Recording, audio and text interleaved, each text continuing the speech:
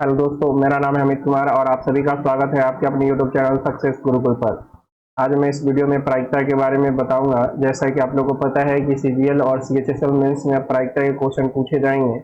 अभी CGL mains हुआ है 2022 वाले, उसमें भी प्रायिकता के क्वेश्चन पूछे गए हैं। तो प्रायिकता पर अपनी पकड़ मजबूत बनाना है तो इस वीडियो को पूरा देखिए। एकदम जीरो लेवल से बेसिक से शुरुआत करेंगे और इतना बताएंगे कि आपसे किसी भी प्रकार के क्वेश्चन पूछे जाए प्रायिकता में तो आप उसको सॉल्व कर पाए। ठीक है, तो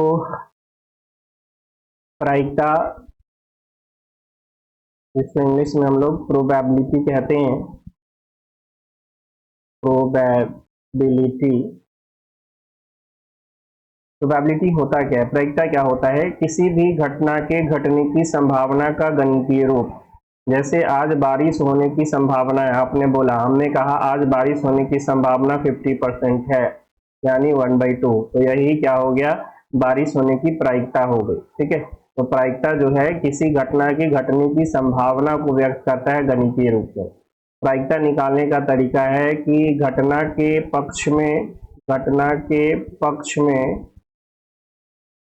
परिणामों की संख्या घटना के पक्ष में परिणामों की संख्या बटा कुल परिणामों की संख्या। कुल परिणामों की संख्या।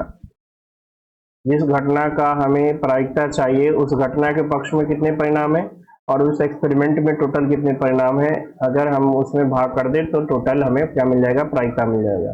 इसको हम लोग NE/NS से डिनोट करते हैं। घटना के पक्ष में परिणामों की संख्या बटा टोटल परिणाम। ठीक है, जब भी कोई एक्सपेरिमेंट करते हैं तो उस एक्सपेरिमेंट में जितने भी रिजल्ट आ सकते हैं उसके समुच्चय को हम लोग प्रतिदर्श समष्टि कहते हैं।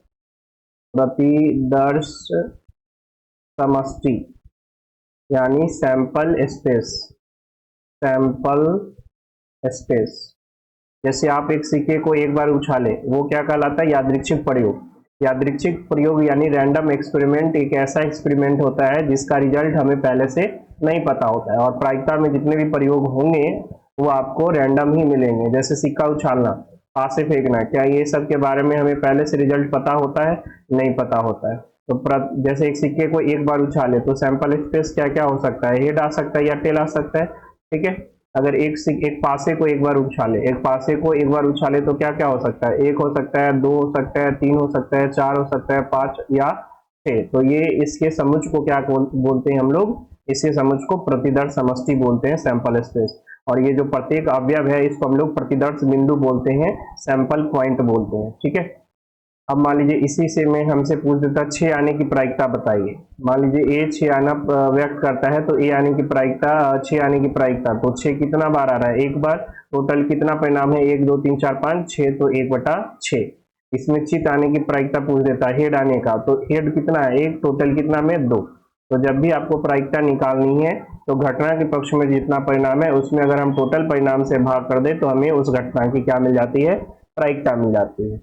अब यहाँ पर जो है नॉर्मल क्वेश्चन आपसे पूछे नहीं जाएंगे, ये सब 9th-10th बच्चे वाले क्लास में प्रोबेबिलिटी में पासे और जो सिक्के के क्वेश्चन बनते थे। अब आपसे सिलेक्शन पे क्वेश्चन पूछे जाएंगे, है ना? पत्तों का सिलेक्शन, टीम का सिलेक्शन, इस तरह से सिलेक्शन के क्वेश्चन। और वहां पे जरूरत पड़ती है NCR यानी संचय की, यानी कॉम्बिनेशन की। जैसे मान लीजिए अगर आपने कहा कि एक थैले में 6 लाल गेंदे हैं, ठीक है, और 4 सफेद गेंदे हैं। 6 लाल गेंदे हैं और 4 सफेद गेंदे हैं, और एक गेंद आपने निकाला, एक गेंद निकाला, तो गेंद के सफेद होने की प्रायिकता क्या है? सफेद होने की प्रायिकता क्या है? सफेद होने की प्रायिकता। अब आपने देखा कि सफेद गेंद है कितने? 4, और चारों अलग अलग के हैं। तो इसमें अगर हम एक गेंद निकाले तो कितने तरीके से निकाल सकते हैं? तो वो होता है 4C1। और टोटल कितने गेंद है? तो 6 और 4 10, और 10 गेंद में से एक गेंद निकालने का टोटल परिणाम 10C1। इसी 4C1 का वैल्यू 4 होता है और 10C1 का वैल्यू 10 होता है, तो हम लोग डायरेक्ट 4/10 लिख देते हैं। ये टर्म नहीं लिखते हैं जब एक गेंद निकालने की बात होती है। तो यहाँ से हमें प्रायिकता मिल जाता है 2/5। लेकिन अगर 2 गेंद यहाँ पे निकाला जाता तब आप डायरेक्ट 4/10 नहीं करते, तब आपको 4c2/10c2 करना पड़ता और उसका मान अलग होता। तो थोड़ा सा जान लेते हैं एनसीआर के बारे में। एनसीआर होता है फैक्टोरियल n बटा factorial r into factorial n minus r।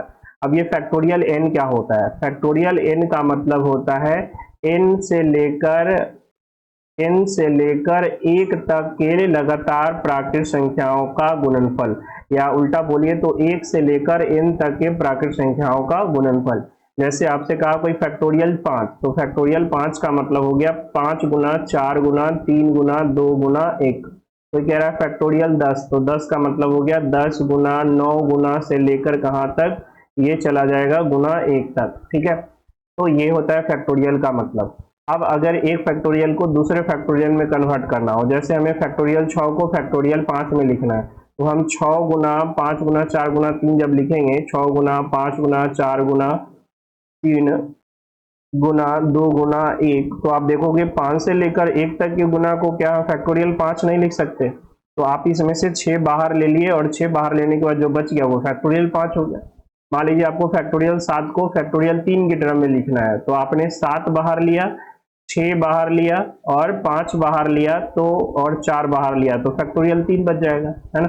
तो जब भी आपको जिस फैक्टोरियल में चाहिए उतना आप बाहर ले लो, जो बच जाएगा वो फैक्टोरियल, उतना बाकी का फैक्टोरियल हो जाएगा। ठीक है, ये आपको कैलकुलेशन करने में ये चीज काम करेगा। जैसे मान लीजिए आपको 5c2 का वैल्यू निकालना है, तो आप ऊपर क्या लिखे, फैक्टोरियल 5 बटा फैक्टोरियल 2 इंटू फैक्टोरियल 3, 5 में से 2 गया तो 3, तो आप ऊपर क्या लिखोगे 5 गुना 4 और फैक्टोरियल 3 आएगा, तो फैक्टोरियल 3 से 3 कैंसिल हो गया, बच गया फैक्टोरियल 2, और फैक्टोरियल 2 का मान 2 होता है। ठीक है, कुछ मान आप याद रखना, फैक्टोरियल 1 1 होता है, फैक्टोरियल 2 2 होता है, फैक्टोरियल 3 6 होता है, और फैक्टोरियल 0 का मान भी 1 होता है। ठीक है, और फैक्टोरियल 3 का मान 6 होता है।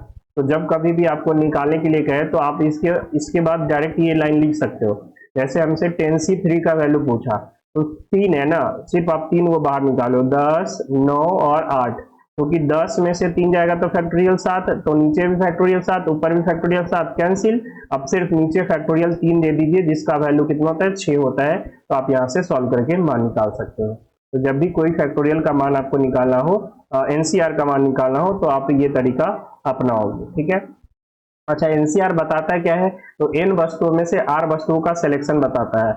जैसे आप 4c1 यहाँ पे लिखे, इसका मतलब क्या, 4 अलग अलग सफेद गेंद है और उसमें एक गेंद को चुनना है, तो हम कितने तरीके से चुन सकते हैं, तो हम 4 तरीके से चुन सकते हैं। ये भी आप ध्यान रखना, ये ध्यान रखना कि NC1 का वैल्यू n होता है, और NCn का वैल्यू भी NCn-1 का वैल्यू NCn-1 का वैल्यू भी क्या होता है, n होता है। अगर NC0 का वैल्यू कभी आ जाए, वैसे तो मिलेगा नहीं, ये 1 होगा, और NCn का वैल्यू भी क्या होता है 1 होगा। आपको यहाँ ध्यान रखना है कि NC1 का वैल्यू n होता है, या NCn-1, यानी n से एक कम रहेगा नीचे तो भी NCn-1 का वैल्यू n हो जाएगा। जैसे 10c1 का वैल्यू 10 हो जाएगा, और 10c9 का वैल्यू भी क्या हो जाएगा 10 हो जाएगा। 9 10 से कम है 9, तो इसका वैल्यू क्या हो जाएगा 10 हो जाएगा। ठीक है, तो ये छोटे छोटे जो चीजें हैं आपको ध्यान में रहनी चाहिए। अब सिलेक्शन करना कैसे है, जैसे आपको दे दिया कि हाँ आपके पास जो है 5 लड़के हैं और 4 लड़कियां हैं, और आपको टीम बनानी है 2 की टीम बनानी है, जिसमें एक लड़का चाहिए और एक लड़की चाहिए। तो कितने तरीके से इसका सिलेक्शन आप कर सकते हैं, तो देखिए 5 लड़का है और एक लड़का चाहिए, तो एक लड़का चुनने का तरीका क्या हो गया 5c1, और 4 लड़कियां हैं तो एक लड़की चुनने का तरीका हो जाएगा 4c1। जब भी और लगा हो, प्रोबेबिलिटी में सिलेक्शन में और लगा हो, तो समझ जाइए वहां पर आपको करना है गुना, वहां पे क्या करना है गुना।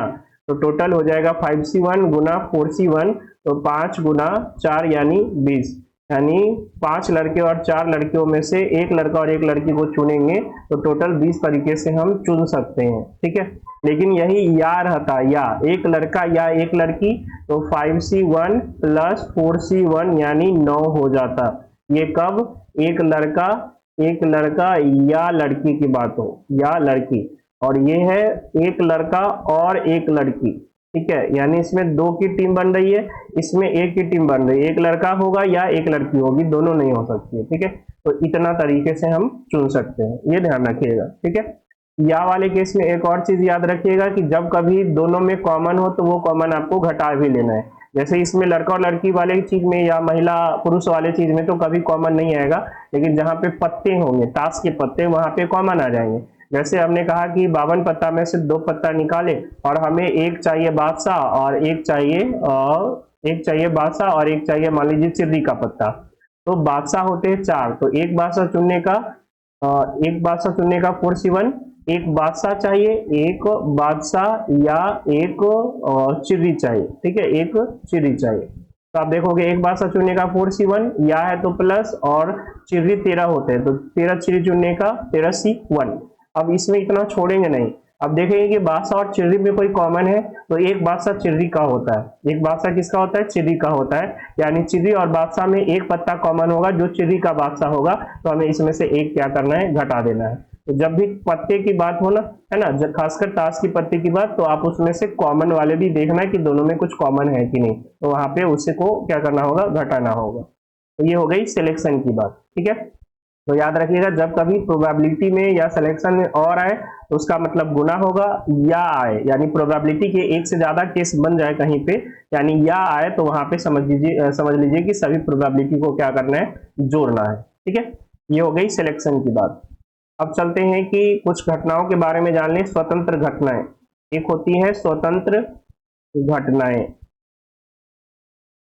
तो स्वतंत्र घटनाएं वैसी घटनाओं को, इंडिपेंडेंट इवेंट वैसी घटनाओं को कहते हैं जिसका एक का घटित होने की प्रायिकता किसी दूसरे घटना पर निर्भर न करे। तो इस केस में probability of A intersection B जो होता है वो probability of A into probability of B के बराबर होता है। अब ये इंटरसेक्शन का मतलब क्या होता है? इंटरसेक्शन का मतलब होता है और, यानी ए और बी दोनों, ए और बी दोनों, अगर दो घटनाएं हैं ए और बी और आपको दोनों चाहिए, probability of A intersection B चाहिए, तो आप उसको गुना कर सकते हो probability of A into probability of B. और आपको जो लैंग्वेज वाले क्वेश्चन मिलेंगे कॉम्पिटिटिव एग्जाम में, उसमें ज्यादातर घटनाएं जो होंगी, ज्यादातर क्या लगभग सभी घटनाएं स्वतंत्र घटनाएं ही देती हैं। तो उस समय ए और बी अगर आपको निकालना है तो आप दोनों का क्या कर दोगे? गुना कर दोगे। ठीक है, उसके बाद आप देख लो परस्पर अपवर्जी घटनाएं। परस्पर अपवर्जी घटनाएं, म्यूचुअली एक्सक्लूसिव इवेंट इसको बोलते हैं। इसमें क्या होगा? Probability of A intersection B 0 होगा, यानी दोनों में कोई कॉमन नहीं आएगा। तो ऐसी घटना को क्या बोलते हैं? परस्पर अपवर्जी घटनाएं बोलते हैं। अब आपको यहाँ पर दो फॉर्मूले ध्यान में रखने हैं। दो फार्मूले क्या ध्यान में रखने हैं? एक ध्यान में रखना है आपको probability of A union B, probability of A union B, union को ही या बोलते हैं, ए या बी। तो ये होता है probability of A plus probability of B minus of probability of A intersection B. ठीक है, probability of A intersection B. अगर 3 को में ये दिया हुआ है probability of A union B union C, यानी ए या बी या सी, जो होता है P A plus P B plus P C, और फिर दो दो का इंटरसेक्शन इसमें घटाना है, A intersection B minus P B intersection C minus C P A intersection C, तीनों का इंटरसेक्शन घटा दिए, और फिर तीनों का जो इंटरसेक्शन है, यानी तीनों में जो कॉमन होगा A intersection B intersection C, वो जोड़ देंगे। इस पर एक प्रश्न भी आया अभी सीजीएल मेंस में। ठीक है, तो ये ध्यान रखिएगा आप लोग, दो फॉर्मूले, probability of A union B और probability of A union B union C. Union का मतलब क्या होता है? कहीं भी ए या बी या सी चला तो समझ लीजिए ये फॉर्मूला लगाना है, ए या बी चला है तो समझ लीजिए ये फॉर्मूला चलाना है। ठीक है, उसके बाद आपको क्या ध्यान रखना है? उसके बाद आपको ध्यान रखना है एक और चीज, ऐसे ये बेसिक चीजें हैं, पता होगा कि किसी घटना के नहीं घटने की प्रायिकता को प्रोबेबिलिटी ऑफ ए डैश से डिनोट करते हैं। ए मतलब घटने का है तो प्रोबेबिलिटी ऑफ ए डैश क्या हो जाएगा? नहीं घटने का। और नहीं घटने की प्रायिकता हम लोग कैसे निकालते हैं? एक में से घटने का निकाल लेते हैं तो नहीं घटने की प्रायिकता प्राप्त हो जाती है। या अगर आपको घटने का निकालना है तो एक में से नहीं घटने का निकाल लीजिए, तो आपको घटने का प्रायिकता पता हो जाएगा। ठीक है, दो वर्ड और यूज होंगे, एक है प्रतिस्थापन के साथ, प्रतिस्थापन के साथ, और एक है बिना प्रतिस्थापना के, बिना प्रतिस्थापना के। ठीक है, इंग्लिश में इसको बोलेंगे विथ रिप्लेसमेंट और इसको विदाउट रिप्लेसमेंट। अब ये क्या होता है, अब जब भी गेंद हम दो या दो से अधिक निकालते हैं और वो गेंद जो है एक बार में नहीं निकलती है, ठीक है, एक एक करके यानी उत्तरोत्तर अगर गेंद निकालते हैं तो उस केस में क्या होगा, उस केस में आपको ध्यान रखना है कि गेंद जो निकाले थे पहली बार में वो गेंद को हम उसमें डालें हैं या नहीं डालें। अगर गेंद निकाल के फिर से उसमें डाल देते हैं तो उसको बोलते हैं प्रतिस्थापना के साथ, और गेंद निकाल के अलग रख दिए तो उसको बोलते हैं बिना प्रतिस्थापना के। और इससे अगले वाले में प्रोबेबिलिटी पे फर्क पड़ता है, प्रायिकता पे फर्क पड़ता है बिना प्रतिस्थापना वाले में, लेकिन प्रतिस्थापना वाले में कोई फर्क नहीं पड़ता है। कहने का मतलब जैसे देख लीजिए, अभी आपके पास मान लीजिए 5 लाल गेंद है और 4 काली गेंदे हैं, ठीक है, 4 काली गेंदे हैं, आपने 2 गेंदें निकाली, 2 गेंदें निकाली। अब देखिए 2 गेंद निकालने का भी कंडीशन क्या है, एक तो है कि आप एक ही बार में 2 गेंद निकाल लिए तो उसका बात अलग हो गया, ठीक है, लेकिन आप जब 2 गेंद निकाल रहे हैं लेकिन बारी बारी से उत्तरोत्तर करके गेंद निकाल रहे हैं, उत्तरोत्तर का मतलब होता है बारी बारी से एक एक करके, ठीक है, एक एक करके। तो जब भी आपके पास प्रतिस्थापना या बिना प्रतिस्थापना वर्ड लगा हुआ हो तो आप समझ जाओ कि गेंद उत्तरोत्तर निकला है, एक एक करके निकला है। तो ऐसे गेंद में अब कहेगा कि प्रतिस्थापना के साथ 2 गेंद निकाले हैं, किसके साथ, प्रतिस्थापना के साथ 2 गेंद निकाले हैं, तो उस केस में दोनों गेंद के काली होने की प्रायिकता बताइए। तो ए मान लेते हैं पहली गेंद के काली होने का, पहली गेंद का काली, और बी मान लेते हैं दूसरी गेंद के काली होने का। तो जब हम पहली गेंद निकालने गए तो काली कितनी थी, 4, टोटल कितना में 9 में। और जब दूसरी गेंद निकाले गए तो प्रतिस्थापना के साथ हुआ, यानी पहला गेंद जो काली हम निकाले हैं उसको फिर उसमें हम डाल दिए, तो अभी भी काली गेंद कितना है, 4, और टोटल कितना है, 9। तो टोटल प्रायिकता हो गई 4/9 गुना 4/9 यानी 16/81। लेकिन लेकिन लेकिन इसी क्वेश्चन में रहता बिना प्रतिस्थापना के, बिना प्रतिस्थापना के, तब फर्क पड़ता कि नहीं, तब देख लीजिए। पहली गेंद निकालने गए तो कितना काली था, 4, टोटल कितना में 9, लेकिन जब दूसरी गेंद निकालने गए तो पहली गेंद जो काली निकला था उसको हम निकाल के अलग रख दिए हैं, उसमें डाले नहीं है, इसलिए तो बिना प्रतिस्थापन की। मतलब क्या कि जो पहली गेंद आया है उसको निकाल के अलग रख दिए। अब जब हम दूसरा गेंद निकालने गए तो काली कितना, 3, टोटल कितना, तो टोटल 9 था, एक हट गया तो अब कितना, 8। ये प्रायिकता हो जाएगी, तो 3 से ये कट गया 3 बार में और 4 से ये कट गया 2 बार में, यानी अब प्रायिकता कितनी हो जाएगी, दोनों गेंद के काली होने की 1/6 हो जाएगी। ठीक है, तो आशा करते हैं ये बात समझ में आ रहा होगा। बहुत इंपॉर्टेंट चीज है, प्रतिस्थापना के साथ और बिना प्रतिस्थापना के, ये दोनों वर्ड में आप डिफरेंस अब समझ गए होंगे। ठीक है, तो लगभग जो है सारी बेसिक चीजें बता दी गई हैं आपको। इतना के बाद आप क्वेश्चन करना स्टार्ट कर सकते हो। एक टॉपिक और इसमें जो है एक्स्ट्रा आपको बताएंगे, और वो है प्रोबेबिलिटी डिस्ट्रीब्यूशन, जिससे जो है द्विपद बंटन बोलते हैं हिंदी में, और जो है सीजीएल मेंस में उससे क्वेश्चन आए हैं, तो आगे भी एग्जाम में दिखेंगे, तो वो हम बाद में आपको क्वेश्चन कराने के बाद बताएंगे। चलते हैं तो क्वेश्चन की तरफ। कह रहा है एक बैग में 6 गुलाबी और 5 पीली गेंदें हैं, एक गेंद यादृच्छा निकाली जाती है। अच्छा, ये वर्ड आपको बार बार दिखेगा, यादृच्छा। यादृच्छा का मतलब होता है बिना देखे हुए, रैंडमली, ठीक है, निकाली गई गेंद के गुलाबी होने की प्रायिकता। तो देखिए कितना गेंद निकाल रहा है, एक गुलाबी गेंद है कितना, 6, तो 6 में से एक गुलाबी गेंद निकालने का तरीका C61, और टोटल 11 गेंद है, 11 गेंद में से एक गेंद निकालने का 11 C1। तो डायरेक्ट आप 6/11 भी लिख सकते थे, क्यों, क्योंकि एक गेंद निकाली गई है, तो इससे कोई फर्क नहीं पड़ता है, क्योंकि C61 का वैल्यू 6 होगा और 11 C1 का वैल्यू 11 होगा, तो 6/11 हो गया। अच्छा, थोड़ा सा आपको ताश के बारे में भी, ताश की गड्डी के बारे में भी बता दें, बहुत सारे बच्चों को शायद ना पता हो। देखिए ताश की गड्डी में 52 पत्ते होते हैं। अगर कलर के हिसाब से बात करें, रंग के हिसाब से बात करें, तो 2 रंग के पत्ते होते हैं, 26 होते हैं लाल और 26 होते हैं काले, 26 होते हैं लाल और 26 होते हैं काले। अब इस 52 में प्रकार की बात करें, रंग के को छोड़ दिया जाए, अगर अलग प्रकार की बात करा जाए तो टोटल 4 प्रकार के पत्ते होते हैं। उसमें एक होता है हुकुम, दूसरा होता है पान या इसको दिल भी बोलते हैं, तीसरा होता है आपका चिर्री, और चौथा आपका होता है ईट। ठीक है, और जो चारों पत्ते होते हैं वो बराबर बराबर होते हैं, यानी 13 पत्ता हुकुम का, 13 पत्ता पान का, 13 पत्ता चिर्री का और 13 पत्ता ईट का। कभी कभी इंग्लिश में इसका नाम लिख देता है, तो हुकुम को इंग्लिश में स्पेड बोलते हैं, पान को या दिल को हार्ट बोलते हैं, चिर्री को जो है क्लब बोला जाता है और ईट को हम लोग डायमंड बोलते हैं। ठीक है, ईट को क्या बोलते हैं? डायमंड बोलते हैं।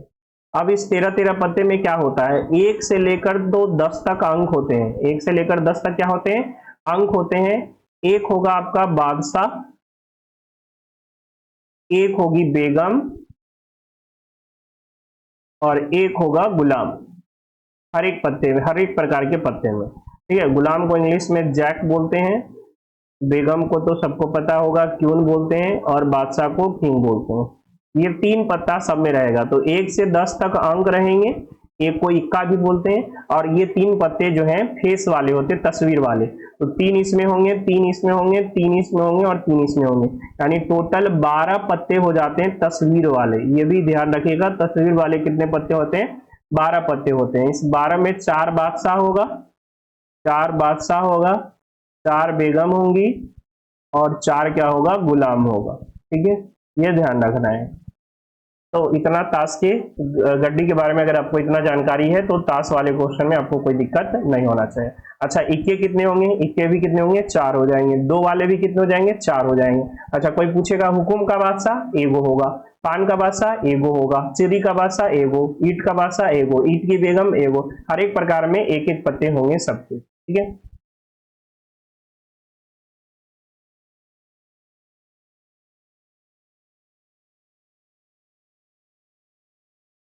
कह रहा है 52 पत्तों की गड्डी से यादृच्छा रूप से 2 पत्ते एक साथ निकाले जाते हैं, दोनों पत्तों के गुलाम होने की प्रायिकता। तो देखिए 2 पत्ते एक साथ निकाले जाते हैं, यहाँ उत्तरोत्तर या बारी बारी से नहीं निकाले जाते हैं।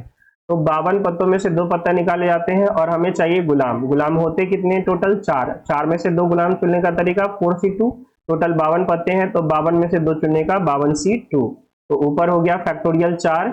ठीक है, डायरेक्ट हम लिख रहे हैं, आपको अभी समझाया डायरेक्ट निकालना कि नीचे 2 है ना, तो 4 गुना 3 लिखेंगे। 2 फैक्टोरियल से 2 कट जाएगा और इस वाले का 2 फैक्टोरियल का 2 आ जाएगा।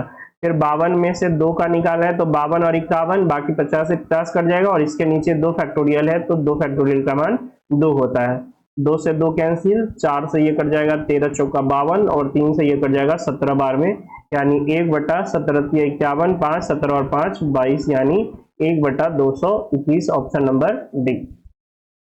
एक कक्षा में 15 लड़कियां और 10 लड़कियां हैं, यदि 3 छात्रों को यादृच्छिक रूप से चुना जाता है तो एक लड़की और 2 लड़कों के चयन की प्रायिकता क्या है? देखिए, एक लड़की और 2 लड़के, लड़के हैं कितने? 15। 15 में से 2 लड़के चुनने के तरीके 15C2, और देखिए और है ना, और तो बीच में क्या हो जाएगा? इनटू, बीच में इनटू, और 10 लड़कियों में से एक लड़की चुनने का 10C1। टोटल कितने बच्चे हो गए? टोटल हो गए 25, और 25 में से टोटल चुनना कितना है? 3 को, तो 25C3। इधर हो गया 15 गुना 14, चूंकि 2 है नीचे तो 2 फैक्टोरियल लगा देंगे। 2 फैक्टोरियल का वैल्यू 2, 10C1 का वैल्यू 10 हो जाएगा, बटा में 25C3 है, 3 है ना, तो 25 गुना 24 गुना कहाँ तक लिखेंगे? 23 लिखेंगे, 3 है तो उसके बाद फैक्टोरियल 3 का कितना आ जाएगा? 3 गुना 2, यानी डायरेक्ट आप लिख सकते हो फैक्टोरियल 3 क्या हो जाता है? 6 हो जाता है। तो 2 से ये कट गया कितना बार में? 5 बार में, और 6 से ये कट गया कितना बार में? 4 बार में। ठीक है, उसके बाद 5 से ये कट गया 5 बार में, और 5 से ये कट गया 3 बार में, और कोई कटने वाला है नहीं। अच्छा, 2 से कट जाएगा ये, 7 से कट जाएगा 2 बार में, और 2 से कट जाएगा ये 2 बार में। तो 7 3 21 और नीचे 23 दूना 46, यानी 21/46। Option number C. 52 पत्तों की अच्छी तरह फेंटी गई ताश की गड्डी से एक पत्ता यादृच्छा निकाला गया, पत्ते के बेगम या चिर्री होने की प्रायिकता क्या है? देखिए, एक पत्ता निकाला गया है, पत्ते के बेगम या चिर्री है ना, तो बेगम कितने होते हैं? 4। 4 बेगम में से एक बेगम चुनने का तरीका 4C1, और चिर्री कितने होती है? चिर्री होती है 13। 13 चिर्री में से एक चिर्री चुनने का तरीका 13C1। अब हमें ध्यान रखना है कि या वाला चीज है, तो देखना है कि दोनों में कुछ कॉमन आएगा कि नहीं, क्योंकि यहाँ पत्ते हैं, कॉमन हो सकते हैं। तो आपको पता है कि एक बेगम चिर्री की होती है, चिर्री जो है 13 पत्ते, उसमें एक बेगम चिर्री की होती है ना, तो एक कॉमन आ जाएगा, तो एक इसमें से घटा लेंगे। टोटल कितने पत्ते हैं? 52, और 52 में से एक पत्ता चुनने का 52C1। तो ऊपर हो गया 4 और 13, 17 में से एक गया 16/52। 16/52 बोले तो कितना हो जाएगा? 4 चक 16 और 13 चक 52, यानी 4/13। Option number C. 52 पत्तों को की अच्छी तरह से फेंटी गई ताश की गड्डी से एक पत्ता यादृच्छा निकाला गया। पत्ते के न ही पान और न ही बादशाह होने की प्रायिकता क्या है? तो आप पहले पान और बादशाह होने का निकाल लो, ठीक है। ये हो गया पान होने का प्रायिकता। तो पान कितने होते हैं? 13। कितना में? 52 में। तो 1/4 हो गया। तो बताइए पान नहीं होने का क्या हो जाएगा? ए डैश, यानी 1 - 1/4 यानी 3/4 हो गया। इसी तरह बादशाह होने का बी मान लीजिए। तो प्रोबेबिलिटी ऑफ बी, बादशाह का है वो 4 गो, कितना में? 52 में। तो 1/13 हो गया। तो बादशाह नहीं होने का प्रोबेबिलिटी ऑफ बी डैश यानी 1 - 1/13 यानी 12/13 हो गया। आपको क्या चाहिए? न ही पान और न ही बादशाह। तो प्रोबेबिलिटी ऑफ ए डैश और बी डैश, और का मतलब आपको पता है इंटरसेक्शन होता है। तो इसको हम लिख सकते हैं probability of A dash into probability of B dash, दोनों का गुना कर देंगे यानी 3/4 गुना 12/13, 4 से ये कट जाएगा 3 बार में यानी 9/13। Option number C. 52 पत्तों की गड्डी से यादृच्छा 2 पत्ते निकाले जाते हैं। जब पहले निकाले गए पत्ते को प्रतिस्थापित किया जाता है तो दोनों पत्तों के बादशाह होने की प्रायिकता क्या है? देखिए 2 पत्ते निकाले गए हैं लेकिन एक साथ नहीं निकाले गए हैं। कहां से पता चला? तो देखिए यहाँ कह रहा है कि पहले निकाले गए पत्ते को प्रतिस्थापित किया गया है, यानी जो पहला पत्ता निकाले हैं उसको फिर उसमें रख दिए हैं, इसलिए एक एक करके ये पत्ता निकाला गया है। तो पहला पत्ता का बादशाह होने का प्रायिकता क्या हो जाएगा? तो बादशाह कै गो होता है? बादशाह होता है आपका 4, टोटल 52 में। तो 4/52 यानी 4C1/52C1, डायरेक्ट 4/52 लिख दिए तो 1/13। अब बी मान लेते हैं दूसरा पत्ता के बादशाह होने का। तो जब हम दूसरा पत्ता निकालने गए तो अब बादशाह कै गो है? अभी भी 4 गो है। क्यों? क्योंकि जो पहला पत्ता हम निकाले हैं उसको प्रतिस्थापित कर दिए हैं, यानी जो निकाले उसमें डाल दिए। तो बादशाह अभी भी 4 गो है, टोटल पत्ता अभी भी 52 गो है। तो दूसरा पत्ता का भी बादशाह होने का 1/13। तो दोनों पत्ता का बादशाह होना यानी प्रोबेबिलिटी ऑफ ए और बी कहिए या ए इंटरसेक्शन बी कहिए, 1/13 गुना 1/13 यानी 1/169 हो जाएगा। Option number A. एक कांच के पात्र में 6 सफेद, 8 काले और 4 लाल गेंद और 4 लाल और 3 नीली कंचे हैं। यदि पात्र में से एक कंचा यादृच्छिक रूप से चुना जाता है तो इसके काले या नीले रंग होने का। तो देखिए काला कै गो है? काला है 8 गो, 8 में से एक चुनने का 8C1, और या नीला है, या मतलब प्लस, और नीला कै गो है? 3 गो, तो 3C1। टोटल हो गए 14, 4 18 और 3 21, 21C1।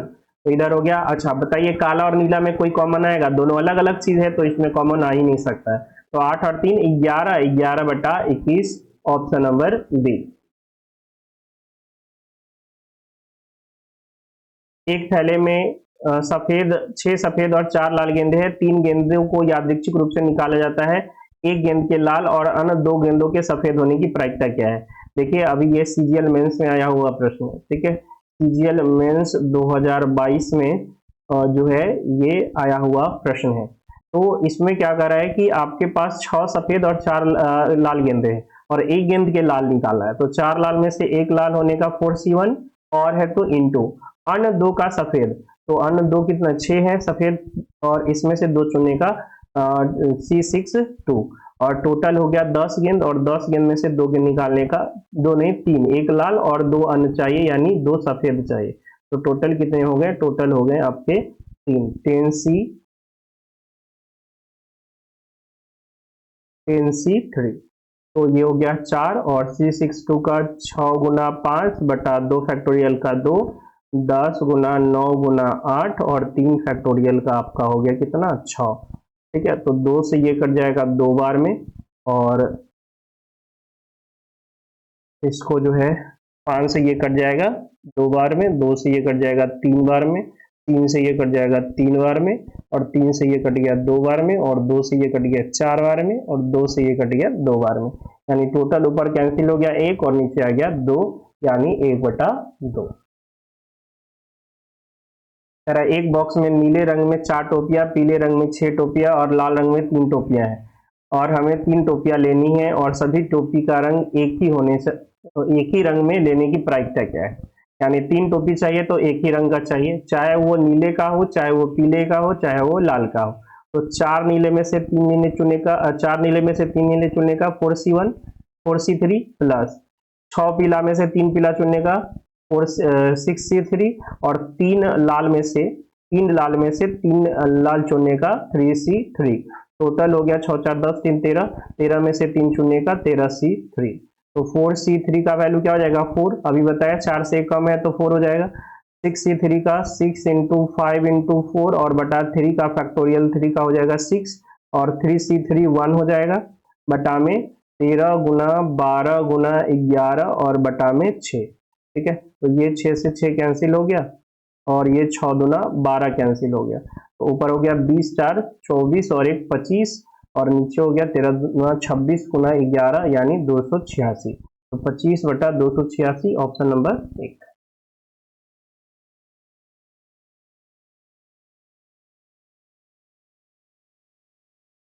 एक बैग में 4 लाल 5 पीली और 6 गुलाबी गेंदें हैं। 2 गेंदों को यादृच्छिक रूप से निकाला जाता है। इस बात की क्या प्रायिकता है कि निकाली गई गेंद में से कोई भी पीले रंग का नहीं है। तो देखिए यहाँ पे प्रतिस्थापित वर्ड यूज नहीं किया गया है, उत्तरोत्तर वर्ड यूज नहीं किया गया है।